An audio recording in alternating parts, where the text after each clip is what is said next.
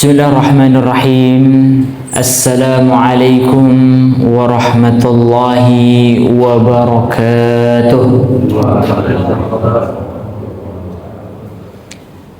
Alhamdulillah. Alhamdulillahilladzi bi ni'matihi tatimmus shalihat. Alhamdulillahi hamdan katsiran tayyiban mubarakan fihi. Nahmaduhu subhanahu wa nashkuruhu wa min kulli dhanbin nastaghfiruh wa nashhadu an la ilaha illallah wahdahu la sharika lah wa nashhadu anna Muhammadan abduhu wa rasuluh. Subhanaka la ilma lana illa ma 'allamtana innaka antal alimul hakim. Allahumma anfa'na bima 'allamtana wa 'allimna ma yanfa'una wa zidna 'ilman tanfa'una bihi ya rabbal alamin. Rabbi shrah li sadri wa yassir li amri wahlul 'uqdatam min lisani yafqahu qawli, amma ba'd. Bapak-bapak sekalian, jamaah salat subuh Masjid Al-Husna yang semoga dimuliakan Allah. Alhamdulillah, bersyukur kita kepada Allah atas segala limpahan nikmat yang Allah karuniakan kepada kita semua, di mana dengan kenikmatan-kenikmatan inilah kita bisa beribadah kepada Allah, menjalankan berbagai rutinitas kita. Maka di bulan Syawal ini, setelah kita melaksanakan ibadah Syamur Ramadan, maka yang diharapkan adalah kepada kita semua bisa menjaga semangat spirit ibadah kita sebagaimana di bulan Ramadan. Semoga Allah Subhanahu wa taala memberikan hidayah, taufik, inayah, pertolongan kepada kita semuanya untuk bisa melanjutkan ketaatan-ketaatan setelah bulan Ramadan. Amin ya rabbal alamin. Jamaah yang dimuliakan Allah, dalam kesempatan kali ini bersama-sama kita akan mengkaji salah satu pesan penting dalam Al-Quran yang Allah sebutkan, yang Allah titipkan, dan begitu pula disampaikan oleh Rasulullah Sallallahu Alaihi Wasallam, di mana salah satu pesan dari Rasulullah Sallallahu Alaihi Wasallam kita sebagai seorang Muslim, yaitu adalah hendaknya kita memiliki perhatian yang besar terhadap apa yang menjadi urusan kaum muslimin. Maka di dalam sebuah riwayat Rasulullah menyebutkan, man lam yahtam bi amril muslimin falaysa minna. Barang siapa yang tidak perhatian terhadap urusan-urusan kaum muslimin, maka dia bukan termasuk golongan kami.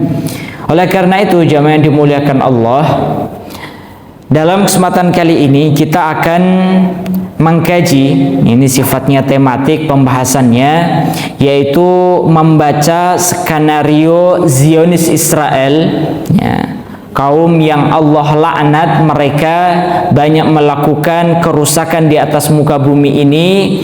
Dalam hal apa? Skenario Zionis Israel dalam penutupan Masjidil Aqsa. Jamaah yang dimuliakan Allah, sebagaimana kita ketahui bahwa sejak pertengahan Ramadan, sejak pertengahan Ramadan kemarin, artinya ini sudah hampir, kalau pertengahan Ramadan hampir 1 bulan, pertengahan Ramadan ataupun akhir Februari, akhir Februari hingga hari ini. Maka eskalasi peperangan,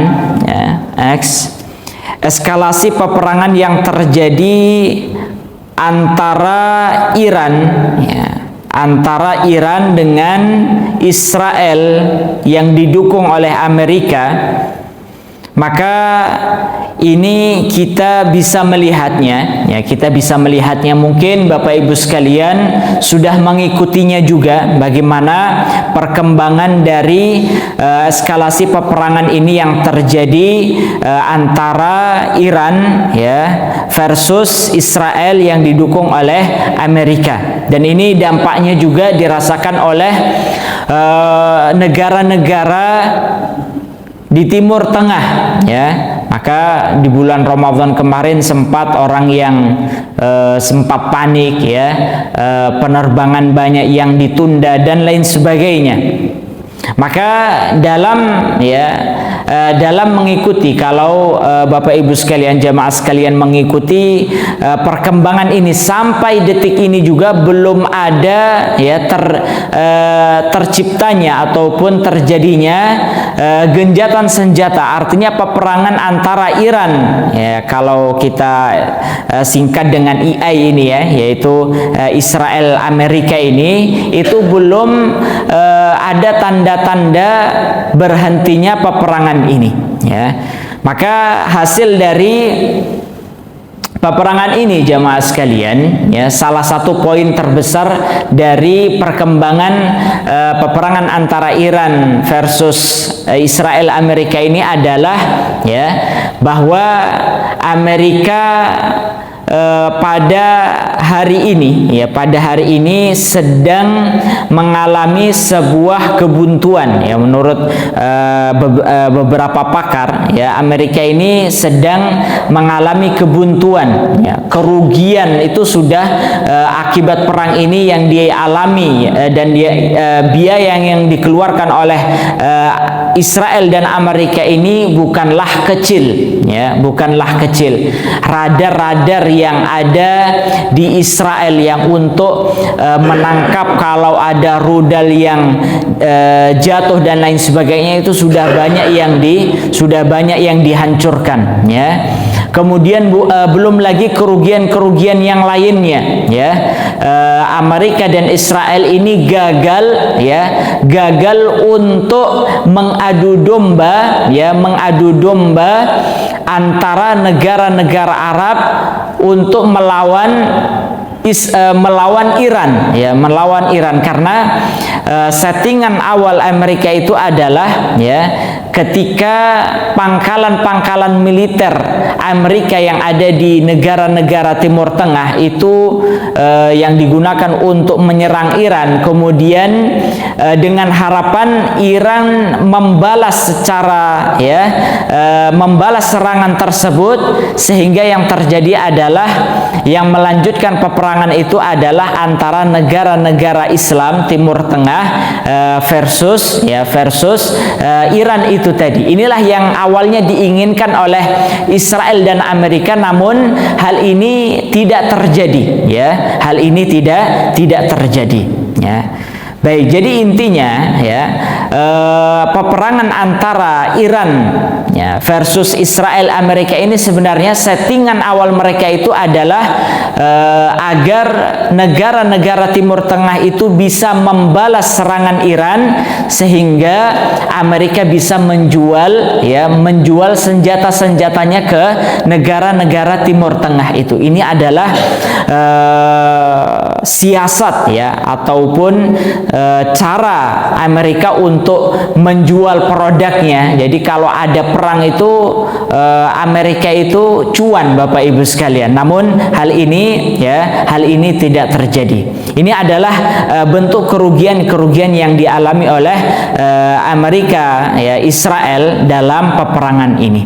Namun jamaah sekalian, dalam mengikuti perkembangan peperangan ini, ya, antara Iran versus Israel Amerika ini, ada satu hal yang terjadi. Apa itu? Ketika perhatian umat Islam itu tertuju dan banyak diserap kepada peristiwa ini, sehingga kebanyakan kaum muslimin ya lupa terhadap urusan yang ada di Palestina. Ini akibat dari peperangan ini juga, yaitu adalah banyak perhatian kaum muslimin banyak tersedot ke peristiwa ini, sehingga yang terjadi apa? Ada sebuah peristiwa kejahatan besar yang terjadi di Palestina,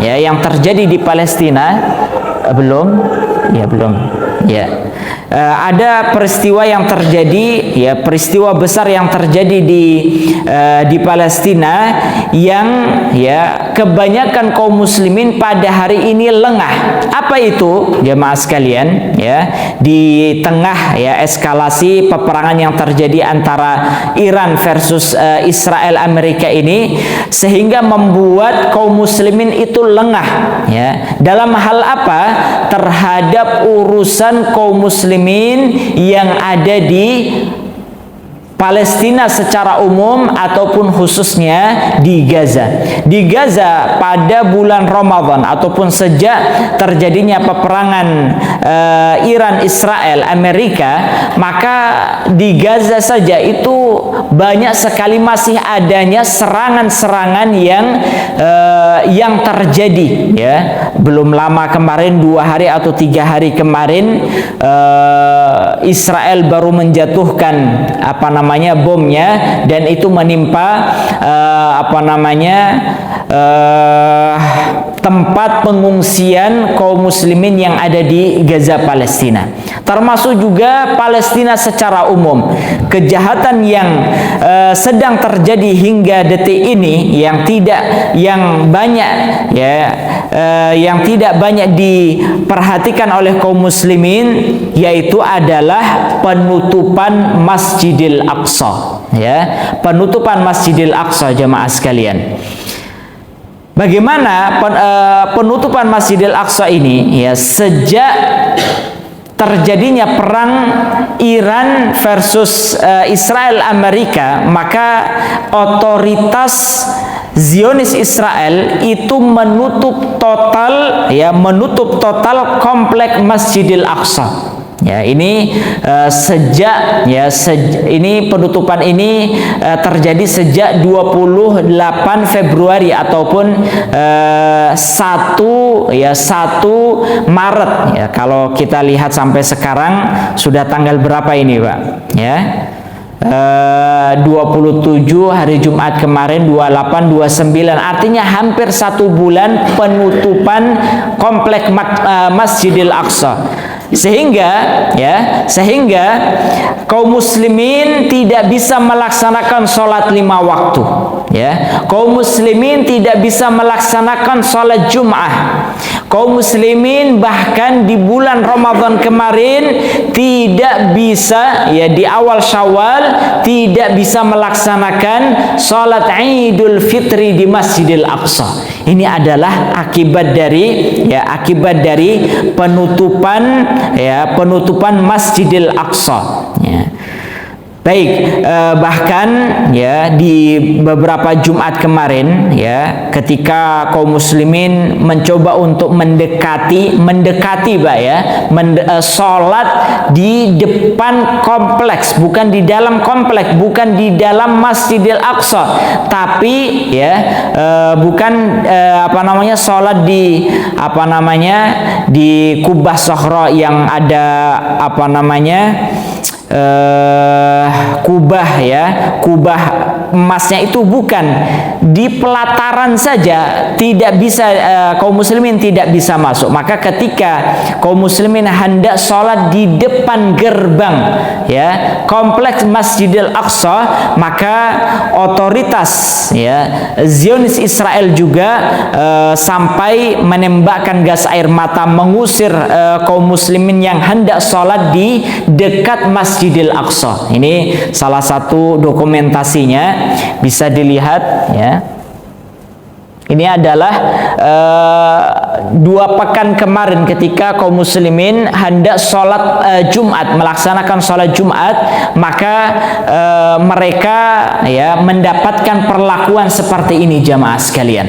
Ya, mereka mendapatkan perlakuan seperti ini. Maka dari sini jamaah yang dimuliakan Allah, ya, bersyukurlah kita dengan nikmatul amni wal aman. Nikmat kita bisa merasakan keamanan, kenyamanan untuk ibadah kepada Allah, ya. Bayangkan kita mau sholat ke Masjid Al-Husna, ya, kemudian ada tentara dari mana misalnya, ya, kekuatan ya militer yang menghalangi kita tidak boleh sholat di Masjid Al-Husna. Kira-kira apa yang terjadi, Pak? Siapa yang mau maju duluan ini, Pak? Ya. Iya, ada satu peristiwa, ya, ada satu peristiwa di satu tempat, ya, masjid, apa namanya, ada perlakuan buruk lah, ataupun ada intimidasi bagi salah satu masjid di satu tempat. Maka seketika, ya, apakah waktu itu dilarang untuk azan kah atau apa, ya, intinya mendapatkan respon dari kaum muslimin, sampai-sampai preman saja yang nggak pernah sholat, Pak, ketika mendengar, ya, masjid, ya, preman muslim, ya, yang nggak pernah sholat, mendengar ada masjid yang dipersekusi ataupun diganggu, maka mereka, ya, membela mati-matian padahal tidak pernah sholat, ya. Ini muncul karena apa? Ya, muncul karena loyalitas keislaman, ya, loyalitas terhadap saya ini gini-gini, ya, meskipun saya tidak pernah sholat ataupun jarang sholat, kalau masjid saya sebagai seorang muslim, ya, masjid saya diperlakukan yang tidak adil, ya, dihalang-halangi orang untuk sholat, maka saya yang akan, ya, maju di barisan pertama, ya. Baik, jemaah yang dimuliakan Allah Subhanahu wa taala. Bagaimana dengan, ya, bagaimana dengan ketika yang terjadi adalah justru masjid, salah satu di antara 3 masjid suci, ya, yang Allah muliakan itu dihalang-halangi, ya, oleh Zionis Israel bagi kaum muslimin untuk salat di dalamnya. Ya, sebagaimana kita mengetahui keutamaan dari Masjidil Aqsa, jamaah yang dimuliakan Allah, bahwa Masjidil Aqsa memiliki banyak keutamaan, ya, banyak keutamaan sebagaimana yang Allah sebutkan di dalam Al-Qur'an, ya, dalam surat Al-Isra ayat pertama Allah menyebutkan subhanalladzi asra bi 'abdihi lailam minal masjidil harami ilal masjidil aqsa alladzi barakna haulah. Allah berfirman dalam surat Al-Isra ayat pertama, Maha suci Allah Subhanahu wa taala yang mengisrakan, yaitu memperjalankan hambanya Nabi Muhammad sallallahu alaihi wasallam dalam satu malam dari Masjidil Haram, ya, dari Masjidil Haram Makkah menuju Masjidil Aqsa, ya, dalam satu malam, di mana sifat dari Masjidil Aqsa yang Allah sebutkan alladzi barakna haulah, yang Allah berkahi sekelilingnya, ya. Makna Allah memberkahi sekelilingnya ini menurut beberapa pendapat para ulama, yaitu adalah, ya, komplek Masjidil Aqsa ini adalah yang Allah berkahi sekelilingnya, yang mungkin luasnya itu sekitar 14 hektar, ya.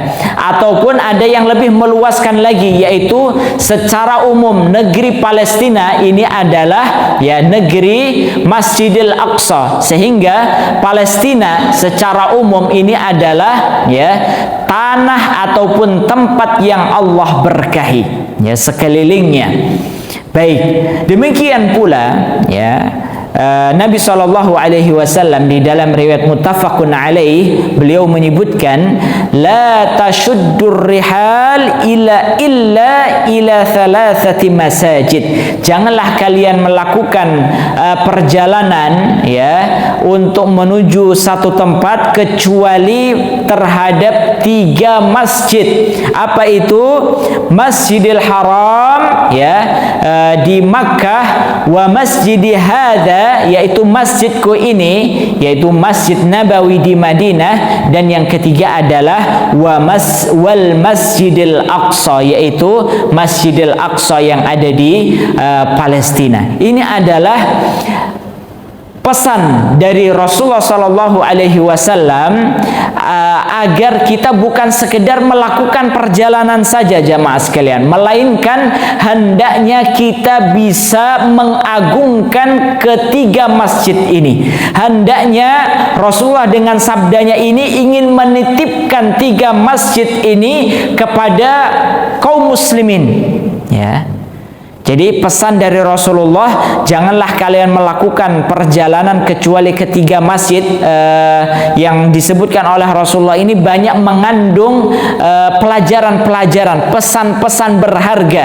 Yang pertama tadi, hendaknya ya kita sebagai seorang muslim bisa memuliakan ketiga masjid ini. Karena 3 masjid ini adalah 3 masjid haram, yaitu 3 masjid yang memiliki keutamaan, tidak boleh dinodai dan lain sebagainya. Kemudian selain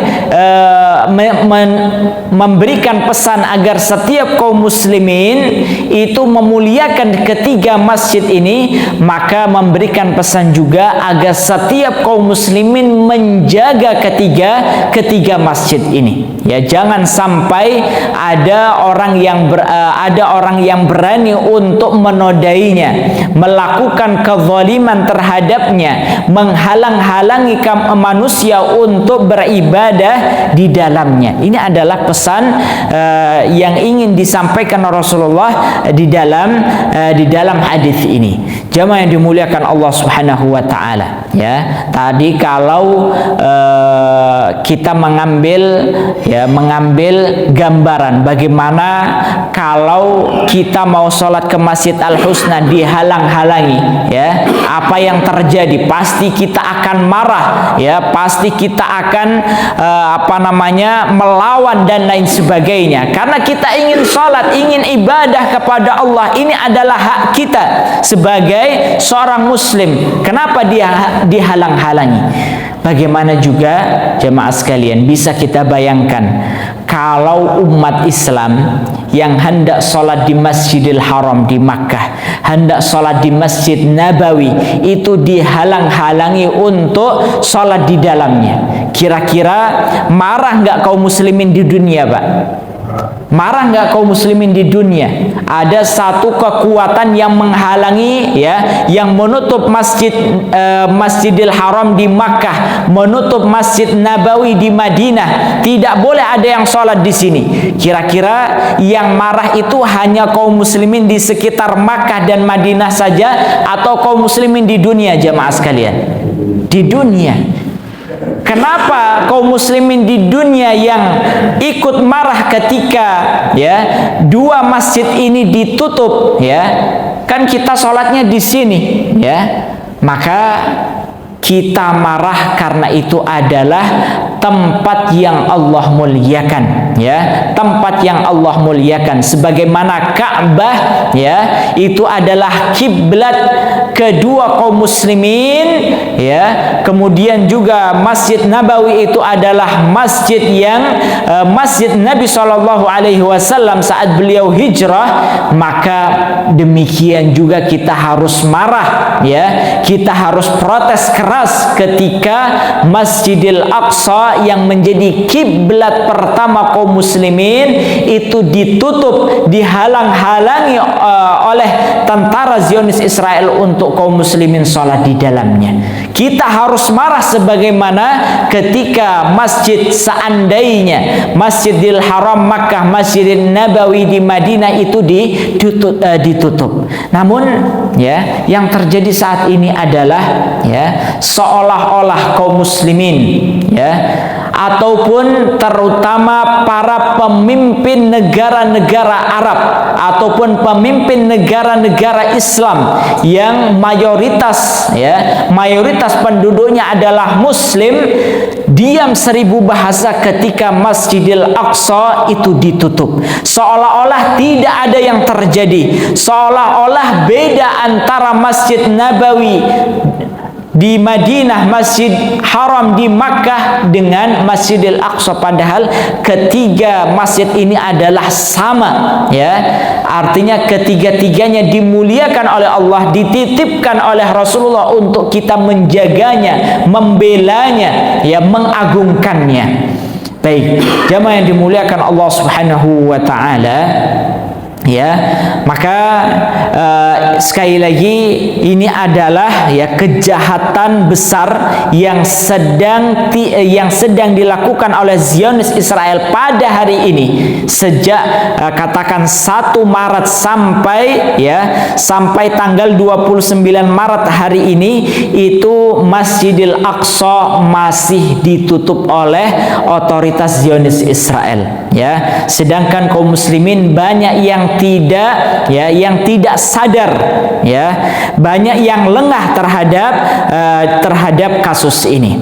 Baik, jamaah yang dimuliakan Allah ya, next ya, apa yang ya, kira-kira apa skenario ya, sebenarnya skenario yang sedang ataupun akan dilakukan oleh Zionis Israel dengan menutup ya, ini kan mereka ini seperti nyari gara-gara kepada kaum muslimin, kalau bahasa kita ngajak berantem umat Islam dunia ya, dengan menutup Masjidil Aqsa. Maka kenapa ya Zionis Israel itu sampai berani untuk melakukan akan hal ini? Apa motifnya? Apa latar belakangnya? Ya, apa skenario di baliknya, jamaah sekalian? Ini yang harus bersama-sama kita fahami ya. Maka jamaah yang dimuliakan Allah, perlu untuk kita ketahui sebagaimana yang disampaikan oleh ya, ada fotonya? Nggak ada. Ya. Baik. Syekh Dr. Ahad Ahmad Abul Atta, ya, ini beliau seorang akademisi dan tokoh kemerdekaan Palestina. Beliau menyebutkan apa sebenarnya skenario besar di balik penutupan Masjidil Aqsa yang dilakukan oleh Zionis Israel ini ya. Maka perlu untuk kita ketahui, beliau menjelaskan bahwa ketika Israel Israel ini memiliki target jangka panjang ya, memiliki target jangka panjang dan begitu pula ya memiliki target jangka panjang terhadap Palestina secara umum, khususnya Masjidil Aqsa ya, Masjidil Aqsa ya. Baik, jadi mulai kalau kita melihat ya, kalau kita runutkan dari sejarahnya itu jamaah sekalian, seorang tokoh ya, pendiri Zionis ya, siapa itu? Saya yang pernah melobi datang langsung ke Sultan Abdul Hamid II ya, yang menjadi khalifah terakhir Turki Utsmani. Maka dia ingin membeli sebidang tanah di Palestina, namun ditolak mentah-mentah oleh Sultan Abdul Hamid II. Ya, sejarah inilah, ini adalah sejarah awal, ya, sejarah awal setelah ditolak, ya, kemudian dia mengumpulkan, ya,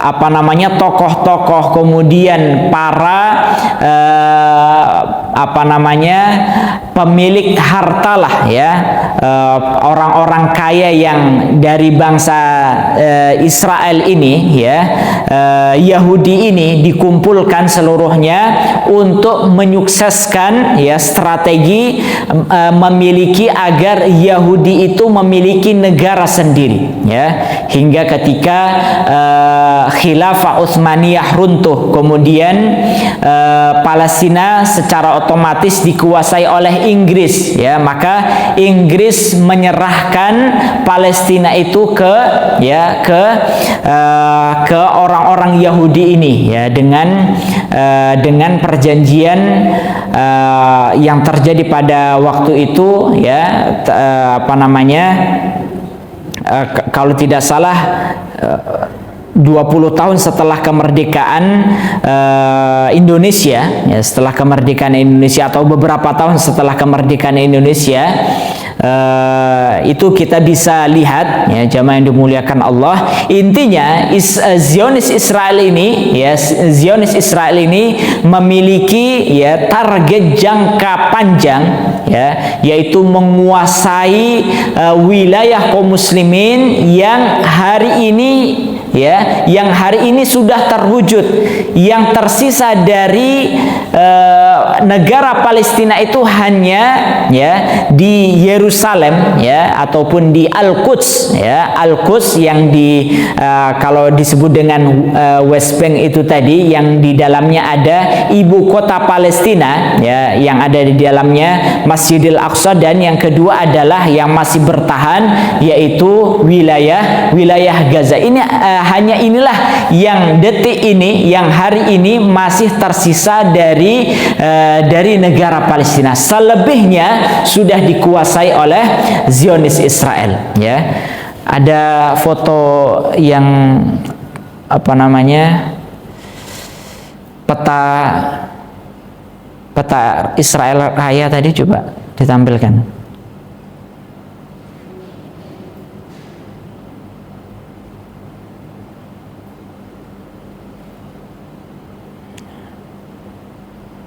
Terus. Nah, ini. Baik. Ini adalah jamaah sekalian, ya, yang ingin dikuasai oleh cita-cita ataupun jangka panjang Zionis Israel itu adalah bukan sekedar tanah Palestina saja, ya, namun, ya, garis merah itu adalah target mereka, yaitu ingin membentuk Israel Raya, ya. Israel Raya ini adalah cita-cita ataupun jangka, ya, target jangka panjang mereka. Jadi bukan sekedar Palestina, ya, yang mereka ingin kuasai, namun mulai dari Syria mereka akan kuasai, kemudian sebagian dari Irak, ya, kemudian termasuk juga sebagian wilayah dari Saudi Arabia, ya, kemudian sebagian wilayah juga dari Mesir. Ya, ini adalah target jangka panjang mereka untuk membentuk Israel Raya, yang pada hari ini, ya, mereka baru menguasai Palestina meskipun belum 100% itu tadi. Baik, kalau kita melihat apalagi kalau kita mempelajari filosofi bendera Israel, itu ada, ya, kalau kita lihat bendera Israel kan di atasnya ada garis, ya, garis biru atas dan di bawah, kemudian ada di tengahnya ada, ya, bentuk seperti ini, bukan sekedar simbol tanpa makna. Itu seluruhnya adalah ada maknanya, jamaah sekalian, ya. Di atasnya itu adalah, ya, saya pernah buat penjelasan dari salah seorang ulama, ya, Abdul Majid Az-Zindani. Beliau menjelaskan filosofi dari bendera Israel itu yang memberikan gambaran cita-cita jangka panjang mereka, yaitu adalah membuat wilayah, ya, Israel Raya itu tadi, ya. Baik, jamaah yang dimuliakan Allah Subhanahu wa taala, ya, itu adalah target strategi jangka panjang Zionis Israel, ya, terhadap tanah kaum muslimin, ya, tanah kaum muslimin. Baik, jamaah yang dimuliakan Allah, dan termasuk juga, ya, di antara target jangka panjang Zionis Israel itu adalah, ya, adalah proyek Yahudisasi, ya. Kalau dalam istilahnya itu adalah tahwid. Tahwid itu artinya Yahudisasi, ya, Yahudisasi dan penghancuran, ya, total Masjidil Aqsa. Ini juga termasuk di antara tahapan yang hendak dilakukan oleh Zionis Israel. Selain tadi menguasai tanah Palestina awalnya, kemudian nanti ingin membuat Israel Raya, ya. Kemudian belum lagi nama-nama yang ada di Palestina, ya, yang sekarang itu Yerusalem, dulunya itu bukan Yerusalem jemaah sekalian, tapi apa? Ya, Al-Quds itu tadi, ya. Nama-nama wilayah-wilayah di Palestina itu sudah dirubah sama mereka, ya. Intinya ingin menghapus sejarah Palestina, mulai dari merubah nama-nama daerahnya, ya.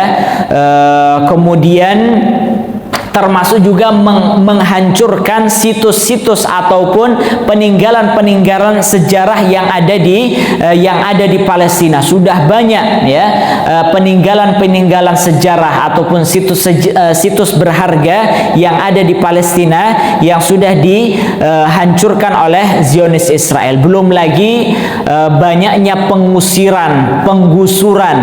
Bayangkan, Pak, kita punya rumah, kita bangun sendiri di atas tanah kita, itu oleh Zionis Israel dipaksa penghuninya untuk merobohkan sendiri rumahnya.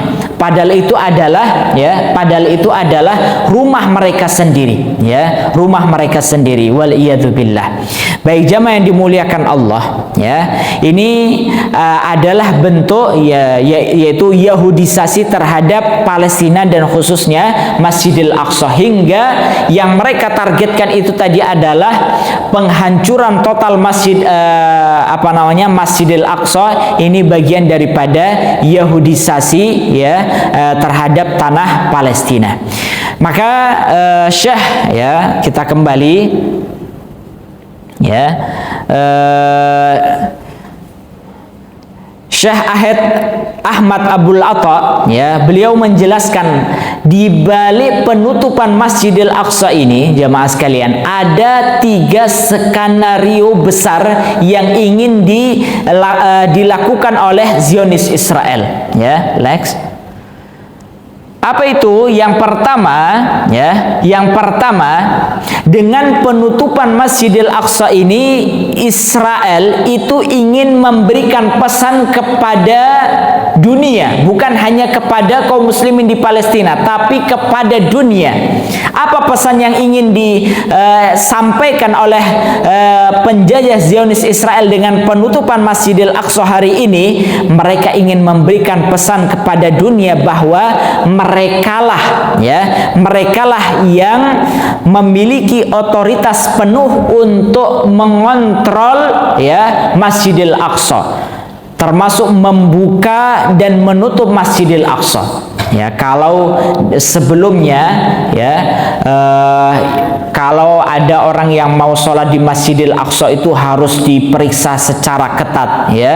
Kemudian orang yang mau ziarah ke Palestina, ke Al-Quds itu, maka harus mendapatkan izin dari otoritas Israel, bukan dari otoritas Palestina, ya. Maka inilah yang ingin disampaikan oleh Israel kepada dunia, bahwa merekalah yang berkuasa sepenuhnya terhadap Masjidil Aqsa pada hari ini. Padahal jamaah sekalian, ya, di tahun 1967, ya, pasca pendudukan Israel, ya, ada peristiwa Nakba, ya, pengusiran secara total, ya, besar-besaran penduduk Palestina, ya, dari berbagai wilayah yang ada di Palestina, ya. Ya. Kemudian maka pasca pendudukan Israel, maka dunia pada saat itu membuat kesepakatan ataupun status quo Masjidil Aqsa. Ya, nanti jamaah sekalian bisa membuka status quo Masjidil Aqsa itu maksudnya apa? Singkatnya adalah pada tahun 1967 ini dunia sepakat bahwa status quo ataupun kewenangan untuk pengelolaan Masjidil Aqsa itu berada di bawah pemerintahan Yordania, ya, dan dunia Islam secara umum. Jadi yang berhak mengatur Masjidil Aqsa, ya, itu adalah pemerintah Yordania dan dunia Islam, ya, dunia Islam. Sehingga konsekuensinya apa? Masjidil Aqsa ini adalah tempat ibadahnya umat Islam yang sah, tidak boleh diganggu, ya, tidak boleh diganggu. Sedangkan non muslim termasuk Yahudi itu tidak boleh melakukan ibadah di komplek Masjidil Aqsa, ya. Tidak boleh beribadah di dalamnya. Kalaupun di pinggir-pinggirnya, ya, ada tembok ratapan dan sebagainya, itu masih diperbolehkan. Namun mereka tidak diperbolehkan untuk masuk ke Masjidil Aqsa beribadah di dalamnya, ya. Ini yang seharusnya terjadi, ya, sehingga, ya, dengan ini, ya, Zionis Israel itu memberikan pesan yang berkuasa terhadap Masjidil Aqsa itu bukan Yordania lagi, bukan dunia lagi, tapi mereka, ya. Ini pesan pertama, ya, ataupun skenario pertama yang ingin dilakukan Zionis Israel terhadap penutupan Masjidil Aqsa pada hari ini. Ya, baik. Bagaimana jamaah sekalian? Kita melihat apakah ada respon, ya, negara-negara Islam ataupun negara yang mayoritas penduduknya Islam dengan penutupan Masjidil Aqsa ini. Bagaimana apa yang dilakukan oleh, ya, pemerintahan Yordania dengan penutupan Masjidil Aqsa ini? Maka kita belum mendengarnya ataupun menunggu, ya, bagaimana respon mereka ataupun respon negara-negara Islam, ya, dengan penutupan Masjidil Aqsa ini. Baik. Adapun yang kedua, jamaah sekalian, ya, skenario jahat Israel dalam penutupan Masjidil Aqsa itu apa? Maka mereka, ya, yang kedua, dengan penutupan Masjidil Aqsa ini, selama penutupan Masjidil Aqsa ini, maka mereka hendak, ya, merubah beberapa hal yang ada pada Masjidil Aqsa. Ya, mulai dari merubah CCTV. Bisa jadi mereka sedang, ya, dengan selama proses penutupan ini, ya, bukan hal yang sulit bagi mereka untuk misalnya tadi, ya, meletakkan kamera pengintai, ya, di sekitar Masjidil Aqsa, kemudian merubah beberapa hal-hal yang menjadi situs yang ada di Masjidil Aqsa, ya. kemudian yang tidak kalah ataupun menghilangkan beberapa hal ya yang ada di Masjidil Aqsa ya, termasuk juga jamaah sekalian yang paling berbahaya itu adalah ya mereka ya membuat aturan baru ataupun manajemen baru dalam pengelolaan Masjidil Aqsa jika mereka setelah ini membuka kembali Masjidil Aqsa ya. Kalau misalnya seperti ini, oke, pada hari ini kita akan buka kembali Masjidil Aqsa, namun kita ingin membuat aturan baru. Apa itu aturan barunya ya? Maka inilah yang mereka ingin lakukan sejak jauh-jauh hari, yaitu taksimul makan wa taksimul zaman, yaitu membuat pembagian tempat dan pembagian waktu di Masjidil Aqsa. Jadi kalau pembagian tempat itu orang Yahudi boleh masuk ke Masjidil Aqsa ya, Masjidil Aqsa kemudian beribadah di sebagian tempatnya ya. Padahal ya, dan ini sudah terjadi di sebelum-sebelumnya, orang-orang Yahudi itu dengan dengan pengawalan tentara Zionis Israel masuk ke dalam Masjidil Aqsa, terutama di hari-hari raya mereka, kemudian menyanyikan lagu-lagu Yahudi ya, ataupun mereka beribadah di Masjidil Aqsa dengan pengawasan tentara Zionis Israel. Ini sudah terjadi di waktu-waktu sebelumnya, namun sekali lagi mereka masih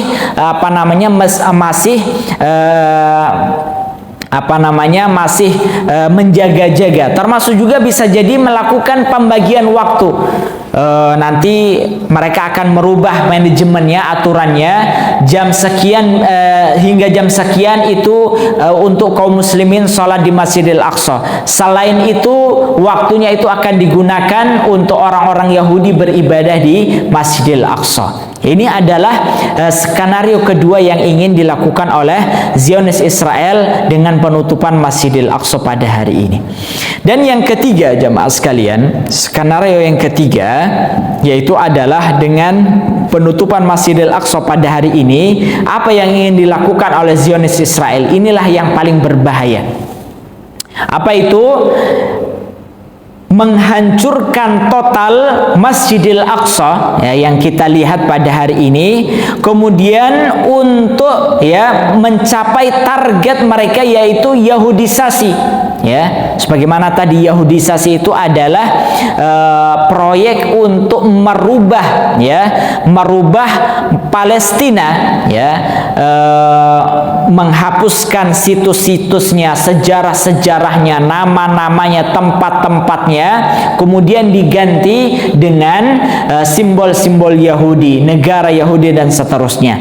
Kalau khusus untuk komplek Masjidil Aqsa, maka mereka akan menghancurkan Masjidil Aqsa dan menggantinya dengan yang disebut dengan apa jemaah sekalian?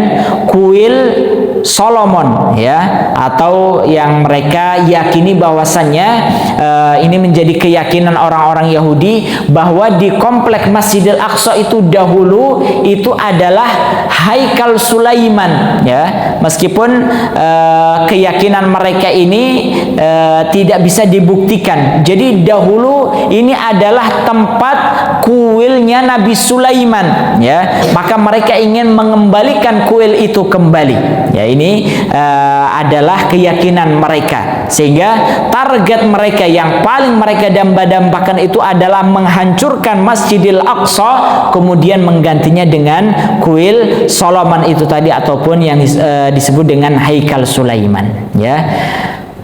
Kok memang benar ya? Apakah ini benar ya? Maka coba kita lihat ya, salah satu buktinya next, yaitu adalah penghancuran total Masjidil Aqsa ini bukan sekedar omon-omon ya, tapi ini betul-betul didoktrin oleh ya para pemuka Zionis Israel, ya, sebagaimana yang diungkapkan oleh ini Rabi itu adalah ulama ekstrim, ya, ulama ekstremisnya Yahudi bernama Yosef Mizrahi, ya, di dalam sebuah pidatonya dia mengirimkan pesan kepada tentara Israel, kalian jangan takut-takut, ya, kalau saya yang ada di lapangan yang saya akan lakukan ada dua. Apa itu? Ya, dengan peristiwa, ya, ataupun apa yang sedang terjadi antara Iran dengan Israel Amerika ini, maka mereka akan memanipulasi bahwa roket Iran lah yang akan menghancurkan Masjidil Aqsa, sehingga yang terjadi apa jemaah sekalian, Iran lah yang akan dituduh yang telah menghancurkan Masjidil Aqsa. Ini adalah cara pertama. Ataupun cara kedua, kalau tidak terwujud, maka mereka sendirilah yang akan menghancurkan Masjidil Aqsa itu tadi, ya. Kemudian akan menggantinya dengan kuil Solomon itu tadi.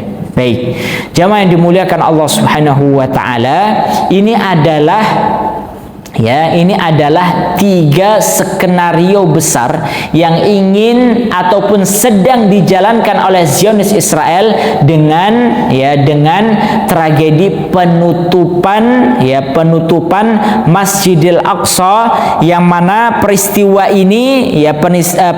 ini menjadi peristiwa penutupan terketat sejak 1967 itu tadi, ya. Jadi sejak adanya kesepakatan status quo Masjidil Aqsa, maka hingga 2026 ini, maka peristiwa ini adalah peristiwa yang paling besar itu tadi. Penutupan terketat, ditutup sampai 1 bulan hingga hari ini, maka ini adalah tragedi yang baru terjadi sejak tahun 1967 itu tadi.